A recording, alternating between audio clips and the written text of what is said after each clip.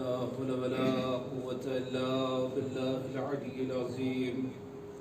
أعوذ بالله من الشيطان اللعين الرجيم.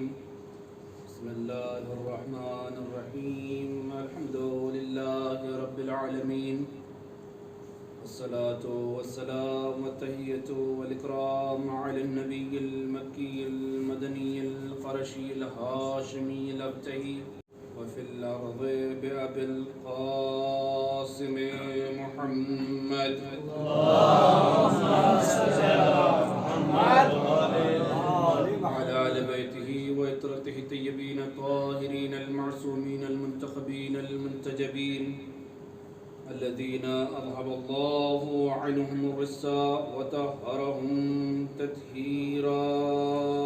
اللهم صل على محمد وآل محمد. لا سيما الإمام المبين والكهف الأسيم وغياث المستر المستغيثين، بقية الله في الأرض أجمعين، أرواحنا وأرواح العالمين لتراب مقدمه الفدا. عجل الله فرجه الشريف، ولا لعنة الله دائمة على أعضائهم أجمعين، غاصب حقوقهم ومنكر فضائلهم واسمتهم من الآن إلى قيام يوم الدين. أما بعد، فقد قال الله الحكيم في كتابه المجيد: ما هو شفاعة ورحمة للمؤمنين. بسم الله الرحمن الرحيم. ولا تحسبن الذين قتلوا في سبيل الله أمواتا، بل أحياء عند ربهم يرزقون. صلوات محمد. اللهم صل على محمد. اب تمام حضرات سے گزارش یہ ہے کہ ایک مرتبہ سورہ حمد اور 3 مرتبہ سورہ قل واللہ کی تلاوت فرما کر ان مرحومین کو یاد فرمائیں. مرحوم غلام حسین مومن، مرحومہ امینہ غلام حسین مومن، مرحومہ شائستہ بانو احسن علی مومن، مرحومہ سکینہ بین غلام حسین مومن، مرحوم احمد حسین حسن بھائی مومن اور مرحوم شریف بین محمد بھائی مومن. فاتحہ.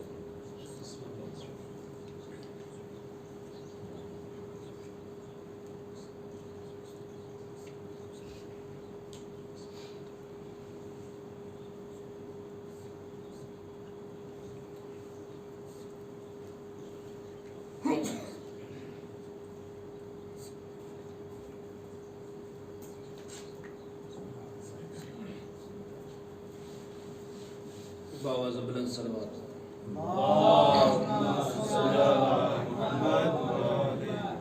عزیزان گرامی قدر، اللہ بن محترم، خداوند عالم قرآن مجید میں اس چیز کا اعلان فرما رہا ہے. آیت بہت ہی واضح، بالکل اعلان بہت صاف، بالکل ہمارے نزدیک ایسا نہیں کہ کوئی اجمال ہے، بلکہ تفصیل کے طور پر خداوند عالم نے اس بات کو بیان کیا ہے کہ جو لوگ راہ خدا میں جان دیتے ہیں، شہید ہوتے ہیں، قتل ہوتے ہیں، تو خداوند عالم کا واضح اعلان ہے کہ کبھی ان کو آپ مردہ گمان نہ کریں، اس لیے کہ وہ مردہ نہیں بلکہ زندہ ہے. اور یہ ہم آپ نہیں کہہ رہے بلکہ خداوند عالم خود کہہ رہا ہے کہ زندہ ہے. اور ان کی زندگی کی اور ان کی حیات کی علامت کیا ہے، دلیل کیا ہے، نشانی کیا ہے؟ عند ربہم یرزقون.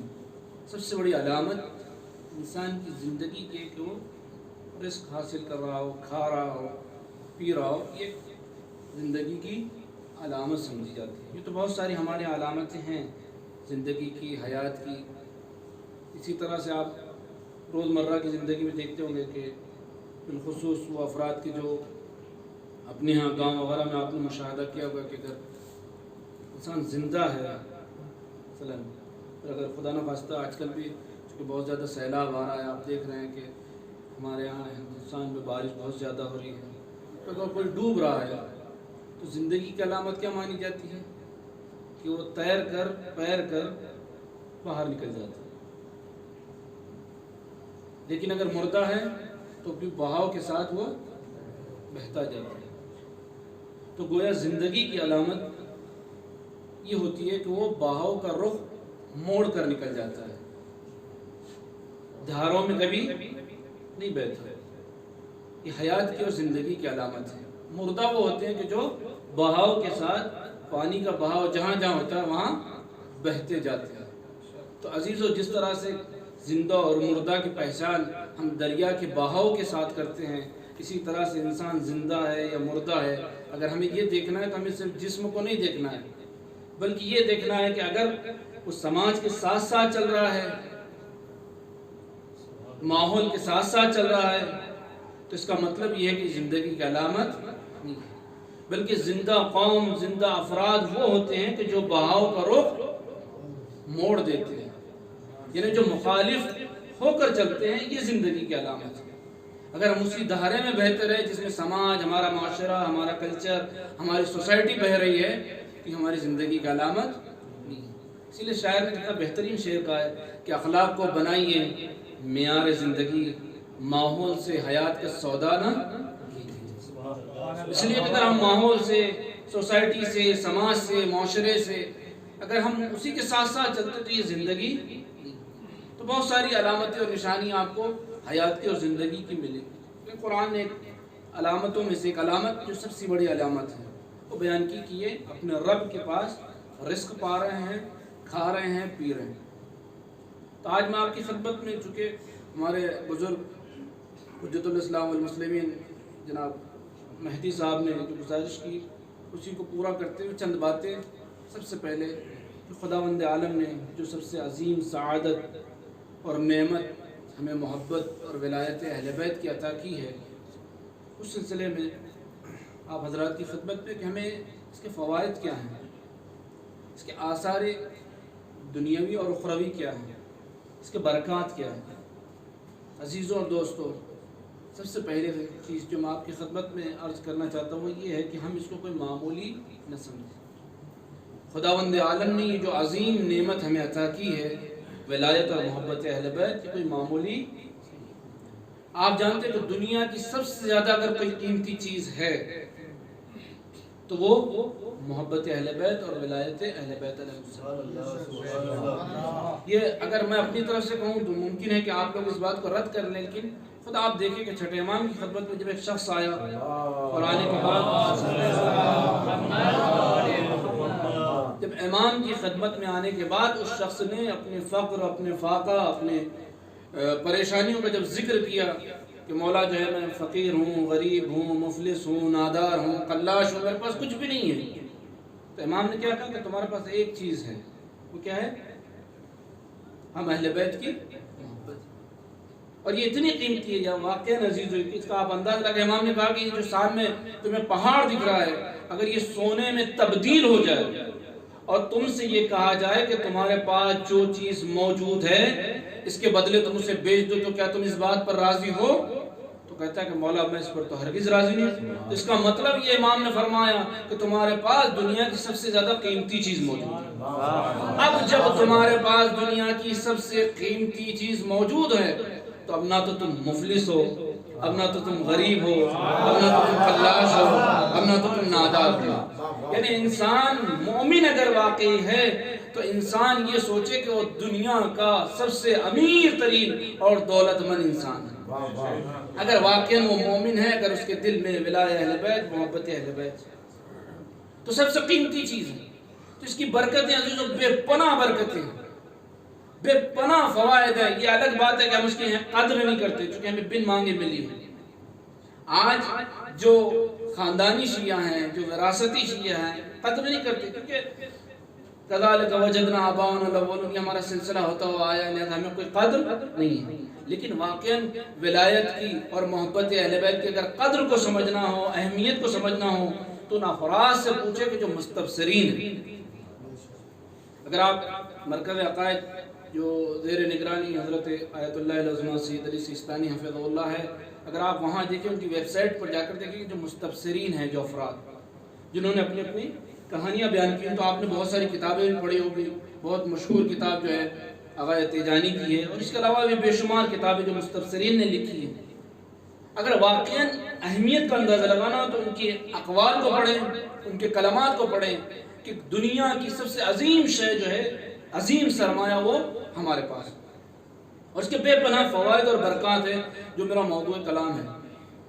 دنیا میں کئی فوائد ہیں، آخرت میں آپ سنتے آئے ہیں، یوں تو بعض روایتوں میں 100 فوائد جو انسان کو حاصل ہوں گے، اور جس میں سے 7 عظیم فوائد خود مولا امیر المومنین علیہ السلام نے، خود پیغمبر اکرم نے بیان کیے کہ جو انسان کو مرتے وقت، مرنے کے بعد، قبر میں، صراط میں، محشر میں، حتیٰ کہ اور دیگر مقامات پر حاصل ہوں گے جو روایتوں میں بیان کیا۔ یہ ایک الگ موضوع ہے جو اخروی اور دنیا سے ہٹ کے فوائد ہیں۔ لیکن اس دنیا میں آپ کے پاس جو خداوند عالم نے عظیم دولت دی ہے، اس کا سب سے بڑا فائدہ کیا ہے عزیزو؟ سب سے بڑا فائدہ یہ ہے کہ انسان کی ولادت، انسان کی ابتدا جو ہے پاک اور پاکیزہ ہوتا ہے۔ اس ولایت کا سب سے بڑا فائدہ کیا ہے کہ انسان کی ابتدا پاک اور پاکیزہ ہوتی ہے۔ آپ نے بے شمار روایتیں سنی ہوں گی، مجھے روایتوں کو نہیں دہرانا، ماشاءاللہ آپ علماء ہیں، افاضل کا مجمع ہے، لیکن زیارت جامع کبیرہ آپ حضرات پڑھتے ہیں یقیناً، اور بہت زیادہ ثواب ہے کہ آپ نے تو تمام ائمہ معصومین کی باقاعدہ تاکید کی گئی ہے کہ کبھی جتنا ممکن ہو سکے آپ زیارت جامع کبیرہ کو پڑھیں۔ اور اس کی تاکید کس نے کی ہے؟ خود امام وقت نے تاکید کی۔ آپ نے آیت اللہ سید رشتی کا واقعہ مشہور سنا ہوگا، تو امام نے 3 چیزوں کی جو خصوصی تاکید کی، اس میں ایک زیارت جامع کبیرہ۔ یہ بڑی واقعاً بافضیلت زیارت، اس کے الفاظ معارف الہی کا سرچشمہ ہے۔ اس زیارت میں آپ دیکھیں کہ جو فوائد بیان کی گئی، جو برکات، جو آثار دنیاوی بیان کی گئی، اس میں کیا ہے؟ وَمَا خَصَّنَا بِهِ مِنْ وَلَایَتِكُمْ۔ ہم ائمہ معصومین سے مخاطب ہوتے کہتے ہیں آپ کی جو ولایت خداوند عالم نے ہمیں عطا کی ہے، یا جس ولایت سے ہمیں مخصوص کیا ہے خداوند عالم نے، یہ تخصص صرف آپ کو ملا ہے۔ اور واقعاً یہ چیز جو آپ کو ملی ہے، جیسا کہ میں شروع سے آپ کی خدمت میں یہ جو عرض کرتا رہا ہوں، بیان کرتا رہا ہوں، اس کی قدر کریں۔ یہ ہمیں بن مانگے ملی ہے، وگرنہ عزیز و دوست یہ ایک ایسی چیز ہے جس کی تمنا، جس کا اشتیاق انبیاء نے کیا ہے، جس کی تمنا ملائکہ کرتے ہیں، ہمیں بن مانگے مل گئی ہے۔ انبیاء علیہ السلام کا آپ نے سنا ہے، مجھے تفصیلا نہیں ذکر کرنا ہے، بس اشارہ کرنا ہے کہ انبیاء میں سب سے بزرگ کون سے نبی ہیں؟ خلیل الرحمن جناب ابراہیم علیہ السلام۔ یہ تو انبیاء میں آپ جانتے ہیں کہ ہر ایک اپنے کا مرتبہ ہے، خود قرآن مجید نے بھی بیان کیا تلک الرسل فضلنا بعضهم علی بعض، ہر ایک کی اپنی ایک فضیلت ہے، لیکن ان تمام انبیاء میں رسول جو ہے 313 جو بزرگ ہیں، ان 313 رسولوں میں بھی سب سے زیادہ جو ہے اولو العزم جو ہے 5 جو ہے نبی ہیں، ان 5 میں بھی سب سے زیادہ جو سردار ہیں، جو سب سے بزرگ ہیں ہمارے نبی کے علاوہ، جناب خلیل الرحمن جناب ابراہیم علیہ السلام۔ کیوں جناب ابراہیم علیہ السلام کی اتنی عظمت ہے؟ قرآن مجید روایت اگر آپ دیکھیں، خداوند عالم نے جو عہدے، جو منصب جناب ابراہیم کو عطا کیے، شاید کسی اور نبی یا رسول کو نہیں ملے۔ آیت اللہ فیض کاشانی نے اپنی کتاب تفسیر صافی میں ان تمام چیزوں کو تفصیلاً بیان کیا، بس میں اشارہ کر رہا ہوں، اگر آپ کو مزید تفصیل جاننا ہو تو آیت اللہ فیض کاشانی کا آپ تفسیر صافی پڑھیں کہ خداوند عالم نے سب سے پہلا عظیم عہدہ جو منصب عطا کیا جناب ابراہیم خلیل الرحمن کو، کیا عطا کیا کہ خداوند عالم نے آپ کو عبد بنایا۔ یہ عبدیت بھی کوئی معمولی چیز نہیں ہے، یہ الگ بات ہے کہ ہم اور آپ اس کو معمولی سمجھتے ہیں، کہ الگ موضوع ہے کہ عبدیت بھی بہت بڑی چیز ہے۔ اسی لیے خداوند عالم نے جب معراج کا ذکر کیا تو اپنے نبی کے لیے کیا لفظ استعمال کیا؟ سبحان الذی اسری بعبدہ، عبدیت کا تذکرہ کیا۔ خود مولا امیر المومنین نے، آپ حضرات بارہا پڑھتے آئے ہیں کہ میرے لیے فخر کے لیے کافی ہے کہ پروردگار میں تیرا بندہ ہوں، کفا بفخر ان اکون لک عبدا، یعنی اس کا مطلب عبدیت بہت عظیم شے ہے۔ تو سب سے پہلا عہدہ جو جناب ابراہیم کو ملا وہ عبدیت کا ملا۔ پھر اس کے بعد ملا فیض کاشانی صاحب فرماتے دوسری چیز جو جناب ابراہیم کو خدا نے نبی بنایا۔ پھر تیسرا عہدہ آپ کو رسالت ملی، یعنی عبدیت، نبوت، رسالت۔ اب اس کے بعد خداوند عالم نے آپ کو اپنا خلیل بنایا، خلیل الرحمن خلت عطا کی۔ دوست بنایا، خلیل بنایا. اس خلت کے بعد بھی ایک عظیم عہدہ کہ جس کا تذکرہ قرآن مجید میں سورہ بقرہ میں موجود ہے، انی جاعلک للناس امام. خداوند عالم نے امامت کا عہدہ جناب خلیل الرحمن کو عطا کیا. اب آپ سوچیے کہ کتنے عہدے ملے: عبدیت، نبوت، رسالت، خلت اور امامت. اور میں سمجھتا ہوں شاید امامت سے بڑا کوئی عہدہ نہیں تھا. اسی لیے جناب ابراہیم نے جو ہے اپنی ذریت کے لیے اس کا مطالبہ کیا. آپ حضرات سنتے ہیں، پڑھتے ہیں. یہ 5 عہدے ملنے کے باوجود بھی جناب ابراہیم نے اگر کسی چیز کی تمنا کی ہے تو عزیزو وہ آپ کو جو بن مانگے ملی ہے. وہ چیز کیا ہے؟ اس روایت کو ہمارے ہاں فریقین نے دونوں نے نقل کیا. اہل سنت کے علماء نے بھی تشریحوں کے تو ماشاءاللہ بہت سارے بزرگان نے شیخ صدوق علیہ الرحمہ سے لے کر تو علامہ مجلسی نے تقریباً سبھی نے اپنی اپنی کتابوں میں اگرچہ الفاظ کے اختلاف سے سبھی نے ذکر کیا. لیکن اہل سنت کی یہاں بھی مشہور ایک مفسر ہے مولانا وحید الزمان خان صاحب، جو تقریباً ابھی چند سال پہلے انتقال کر گئے. ان کی مشہور تفسیر ہے. آپ نے اس آیت کی جب تفسیر کی وَإِنَّا مِن شِيعَتِهِ لَإِبْرَاهِيمَ، کیا ذکر کیا کہ جب خداوند عالم نے اپنے نبی کو معراج پر بلایا تو معراج پر بلانے کے بعد آپ جانتے ہیں کہ انبیاء سے ملاقات کی، باقاعدہ نماز پڑھا. یہ تفصیل ہے معراج کی. اور اس ملاقات میں جب ہمارے اور آپ کے نبی نے اپنے جد جناب خلیل الرحمن سے ملاقات کی تو ایک آیت جو قرآن کی آپ حضرات بھی مجالس میں ذکر کرتے ہیں کہ وَاسْأَلْ مَنْ أَرْسَلْنَا مِنْ قَبْلِكَ الرُّسُلَ.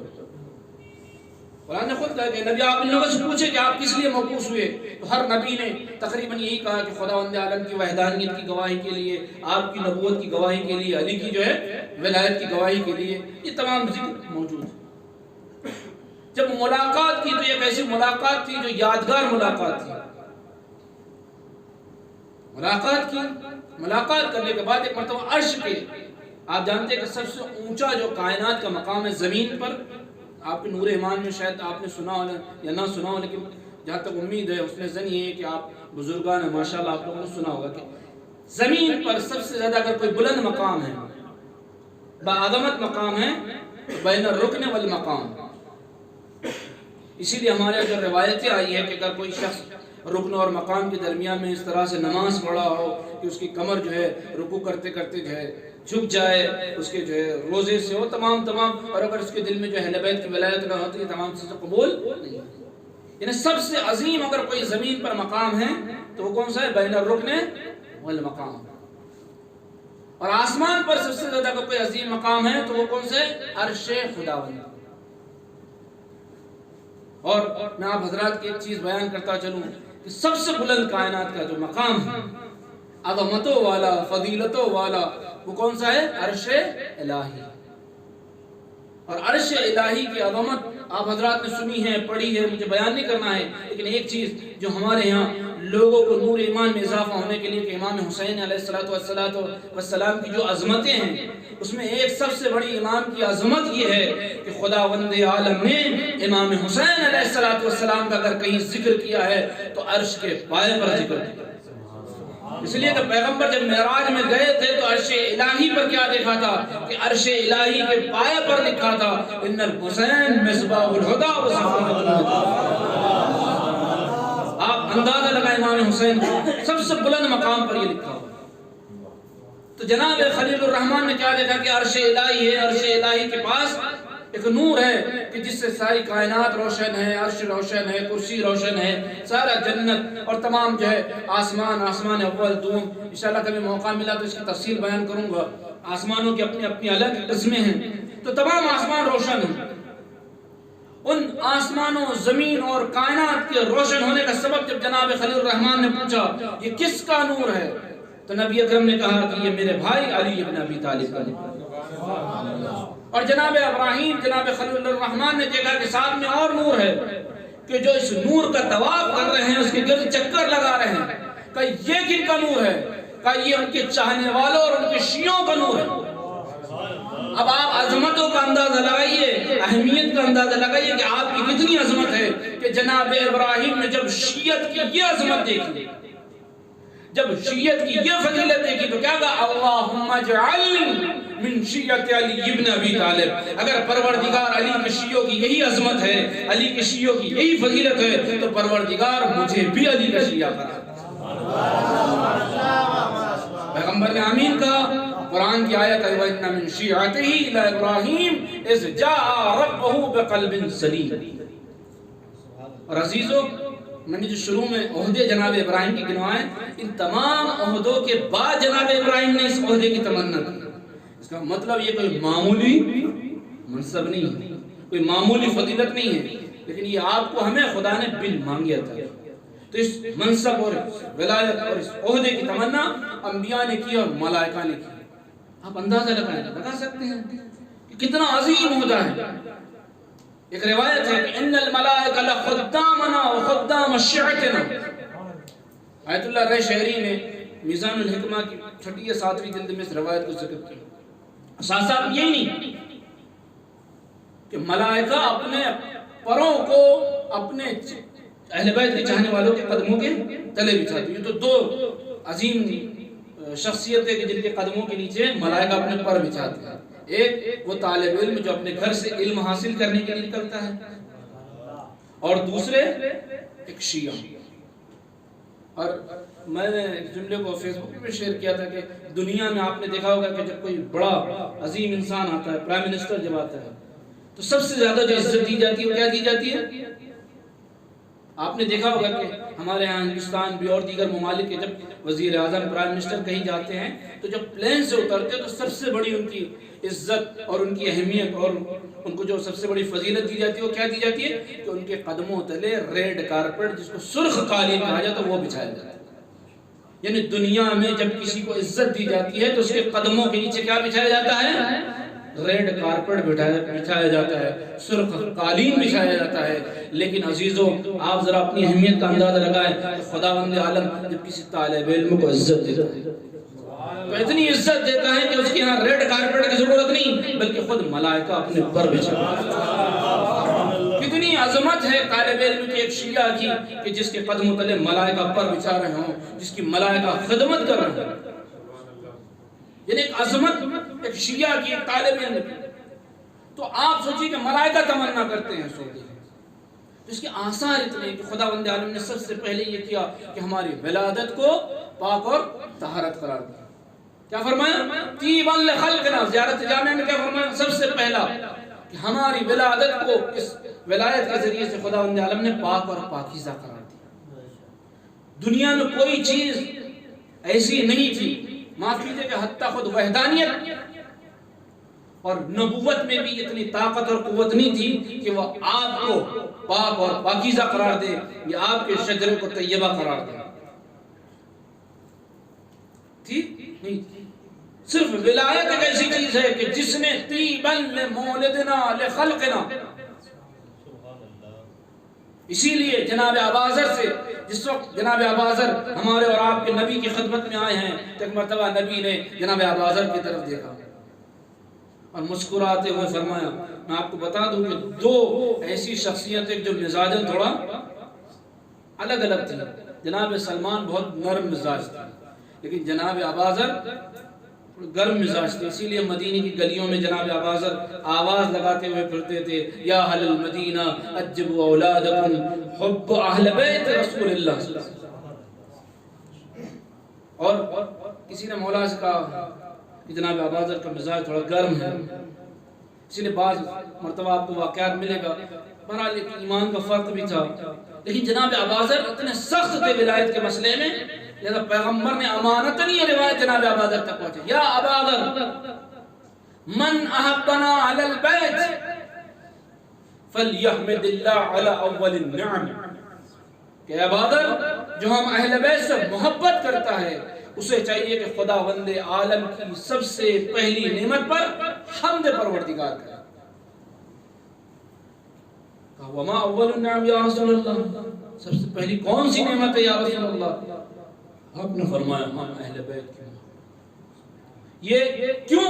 اس لیے کہ اس کے ذریعے سے خداوند عالم نے تمہاری ولادت کو پاک اور پاکی. طیب المولد، طیب الولادہ، طیب الخلق، یہ سب سے عظیم اور سب سے پہلی نعمت ہے کہ جو ولایت کی برکت اور ولایت کے صدقے میں انسان کو حاصل ہوتی ہے۔ دوسری چیز عزیز ہو، چونکہ بہت ساری باتیں ہوتی ہیں، بہت سارے فوائد اور برکات، مجھے سب کو ذکر نہیں کرنا ہے، کہ خداوند عالم نے آپ کی ولادت کو پاک اور پاکیزہ قرار دیا، پھر اس کے بعد سب سے بڑا انسان کو یہ کہ اس کی زندگی کو خداوند عالم سعادت قرار دیتا ہے، سعید قرار دیتا ہے، اور زندگی کو حیات طیبہ قرار دیتا ہے۔ اگر آپ زندہ ہیں تو اس ولایت کے ذریعے سے آپ کی زندگی حیات طیبہ ہے، حیات سعیدہ ہے، اور اگر آپ اس دنیا سے چلے جائیں تو آپ کی موت ہلاکت نہیں ہے بلکہ شہادت ہے۔ اسی ولایت کی برکت یہ ہے کہ اگر زندہ ہیں اس ولایت کے ساتھ تو حیات طیبہ ہے۔ کیوں حیات طیبہ ہے؟ اس کی دو دلیلیں میں آپ حضرات کی خدمت میں اجمالاً پیش کر رہا ہوں، کیونکہ وقت نہیں ہے کہ تفصیلاً پیش کروں۔ ایک، حیات طیبہ اس لیے ہے کہ دنیا میں، کائنات میں سب سے زیادہ جو عظیم شخصیت کون ہے خداوند عالم کے بعد؟ نبی اکرم صلی اللہ علیہ وسلم۔ اور ظاہر سی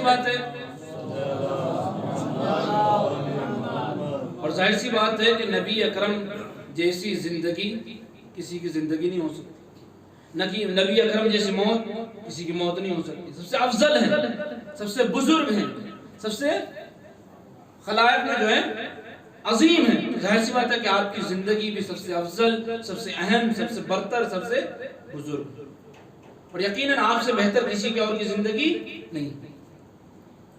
کیا ہمیں وہ زندگی مل سکتی ہے؟ یقیناً مل سکتی ہے۔ کیسے؟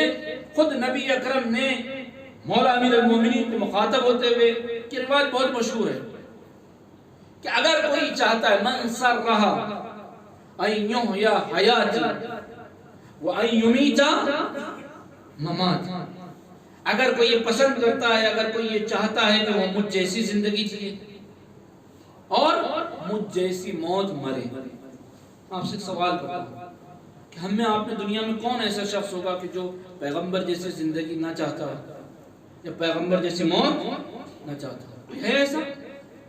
دنیا میں ہر مسلمان کی یہ خواہش ہے کہ اس کی زندگی ہو تو پیغمبر جیسی، اور اگر اس کی موت ہو تو پیغمبر جیسی، اور صرف پیغمبر نہیں، ائمہ معصومین جیسی۔ اسی لیے ہم دعا جو کرتے ہیں، کیا دعا کرتے ہیں؟ اللہم اجعل محیایا محیا محمد وآل محمد ومماتی ممات محمد وآل محمد، یعنی ہم زندگی بھی اہل بیت جیسی چاہتے ہیں، موت بھی اہل بیت جیسی چاہتے ہیں۔ اگر آپ کو پیغمبر جیسی زندگی چاہیے، پیغمبر جیسی موت چاہیے، تو خود پیغمبر فرما رہے ہیں من سرہ ان یحیی حیاتی وان یمیت مماتی فلیوالی علیم بعد، اگر مجھ جیسی زندگی اور مجھ جیسی موت چاہتے ہو تو ایک کام تمہیں کرنا پڑے گا کہ علی سے محبت۔ تو اگر انسان علی سے محبت کرے تو اس کی حیات طیبہ اور سعادت، کل سعادت۔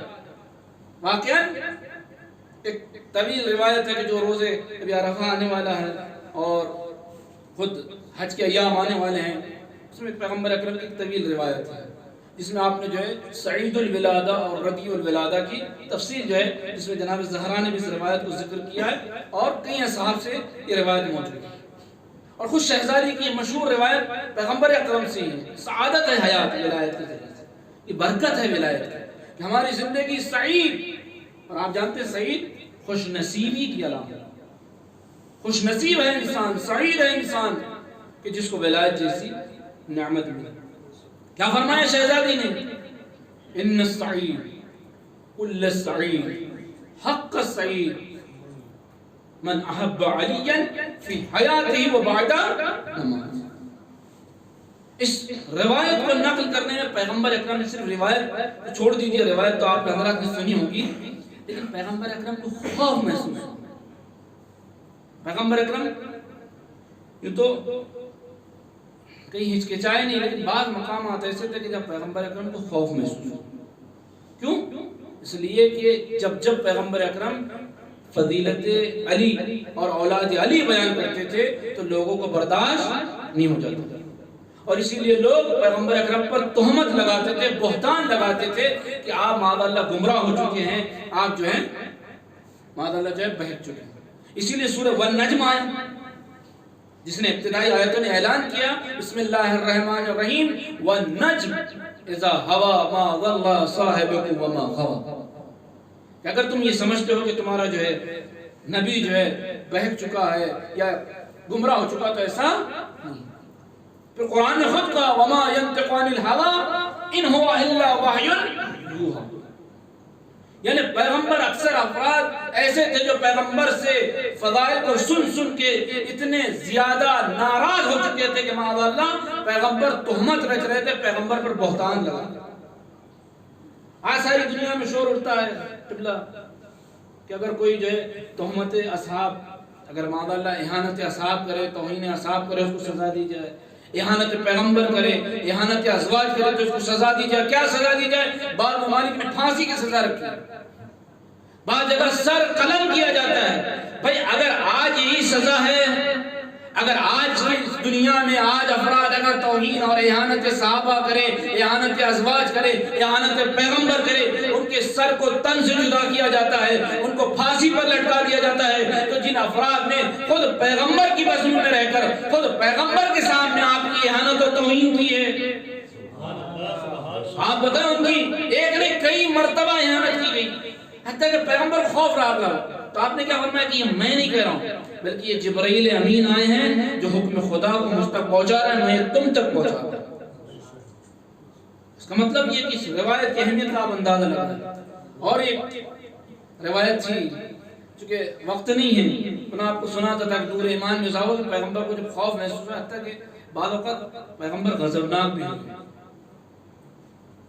لوگ سمجھتے ہیں پیغمبر اپنی جیب سے معاذ اللہ جو فضائل علی کو بیان کریں، حتیٰ کہ یہاں تک کہتے ہیں آپ اپنے ابن ام کی محبت میں دیوانے ہو چکے، یہاں تک پیغمبر پر تہمت لگائی گئی۔ لیکن پیغمبر اکرم بعض اوقات صبر، بعض اوقات غضبناک، بعض اوقات خداوند عالم کے حکم سے آپ خاموش ہیں، تو لوگ اندازہ لگائیں کہ اگر ولایت ہے تو یہ زندگی سعید ہے، یہ سعادت دنیاوی ہے، یہ تو اخروی سعادت بھی ہے، لیکن دنیا میں انسان خوش نصیب ہے کہ اگر اس کے پاس ولایت جیسی عظیم نعمت ہے، اس کی زندگی حیات طیبہ۔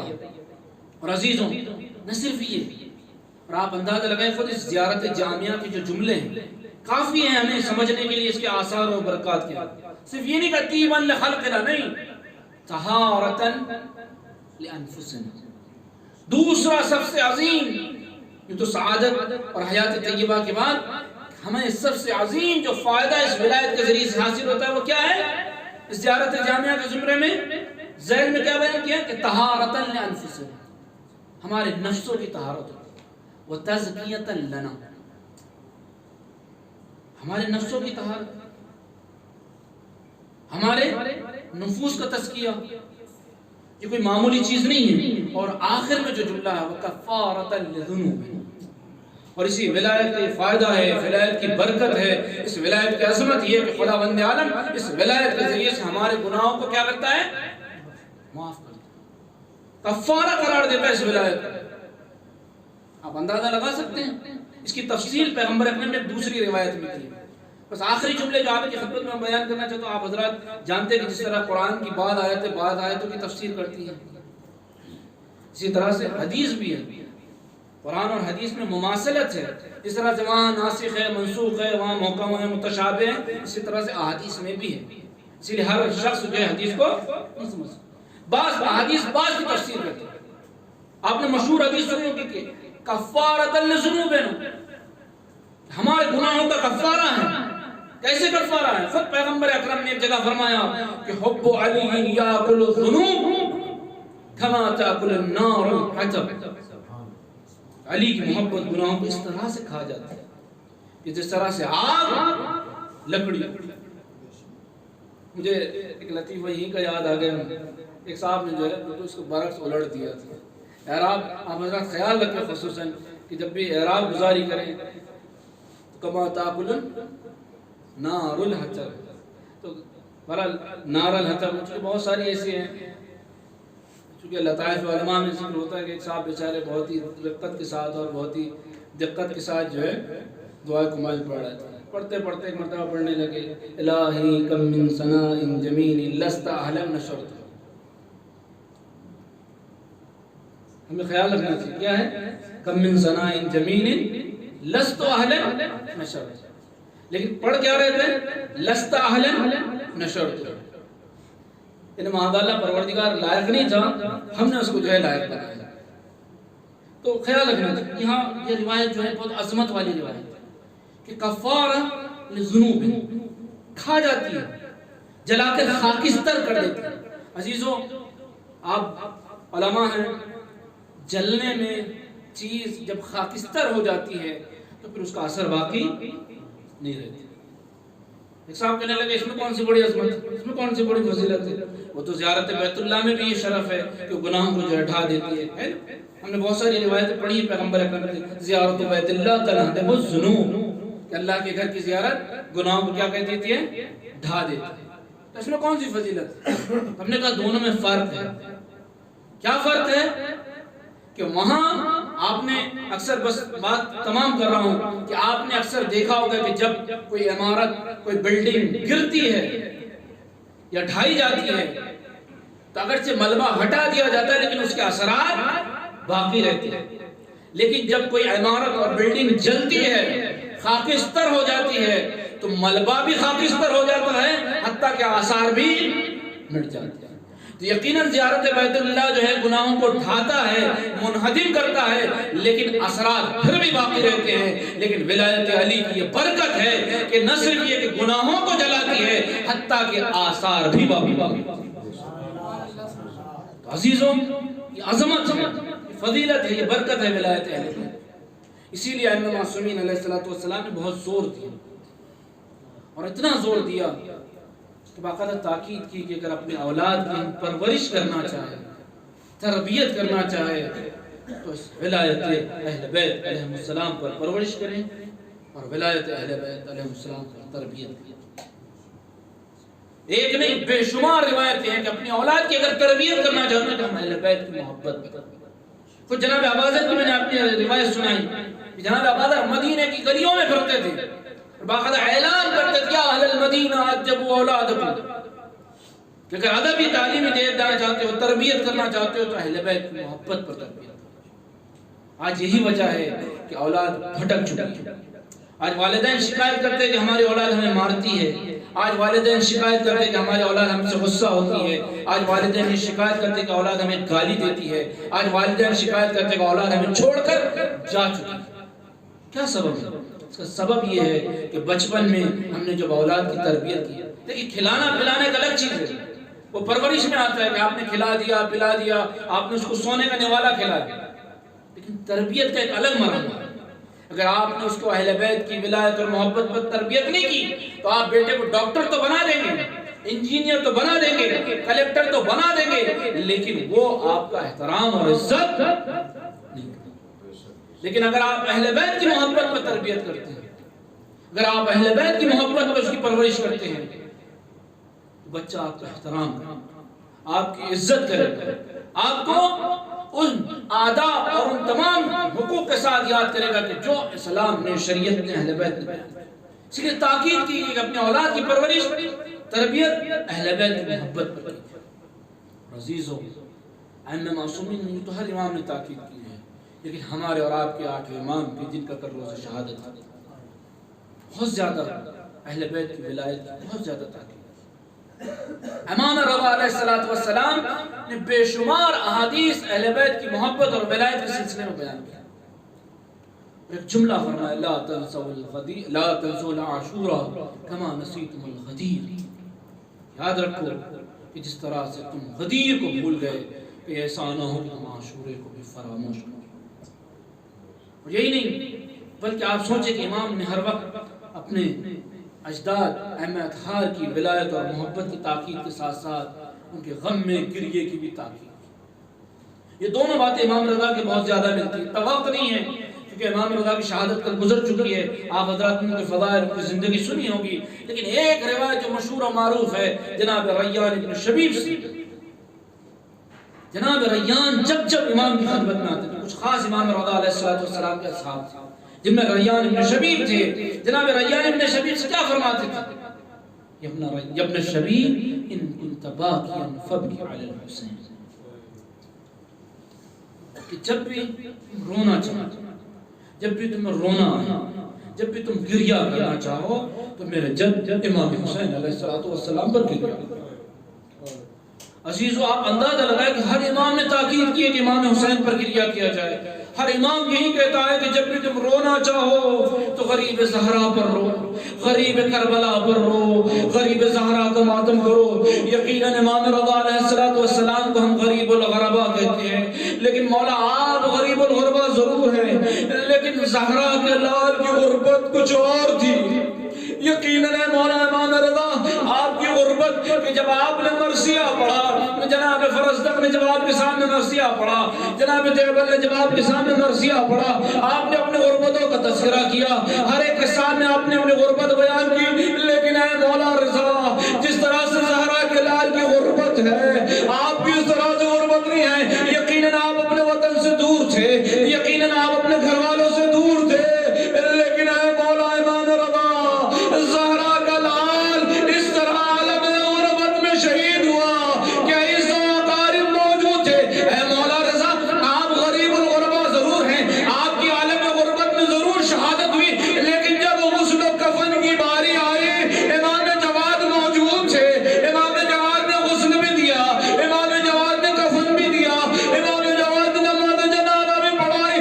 لیکن اللہ اللہ، کربلا کا غریب، زہرا کا غریب حسین، کہ جب امام حسین شہید ہوئے بیٹا موجود تھا، لیکن اتنا مجبور، ہاتھوں میں ہتھکڑیاں، پاؤں میں بیڑیاں، باپ کے جنازے سے لپٹ کے کہتا بابا، ارے جوان بیٹا موجود ہے لیکن آپ کو غسل کفن نہیں دے سکتا.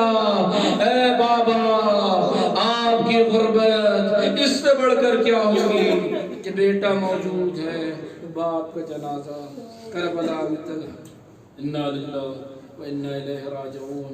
الہ بہت زہرا و ابیہا و بعلہا و بنیہا والسر المستودع فیہا.